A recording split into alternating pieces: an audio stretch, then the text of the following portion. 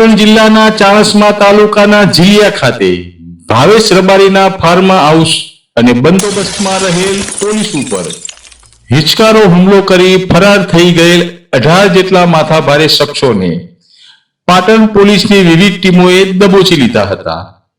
આ તમામને ચુસ્ત પોલીસ બંદોબસ્તમાં દોરડાઓથી બાંધી ચાણસ્મા અને જીલિયા ખાતે લઈ જવામાં આવ્યા હતા, જ્યાં આરોપીઓનું સરઘસ કાઢવામાં આવ્યું હતું, જેમાં પોલીસના દંડાઓ આરોપીઓ ઉપર કહેર વરસાવી રહ્યા હતા। તેમ તેમ આરોપીઓના મોઢામાંથી "ઓ બાપા માફ કરો, ભૂલ થઈ ગઈ" આવા શબ્દો અને આરોપીઓની રોકકળ આજે ચાણસ્માના જાહેર માર્ગો ઉપર ગુંજી ઉઠી હતી। પોલીસનો હેતુ એ પણ હોઈ શકે કે લુખ્ખા તત્વોનો ખોફ પાટણમાંથી દૂર થાય, કાયદાનો ડર પેદા થાય અને આવા લુખ્ખા તત્વો ભવિષ્યમાં ફરીવાર આવી કોઈ ગંભીર ઘટનાને અંજામ ના આપે તે પણ હોઈ શકે।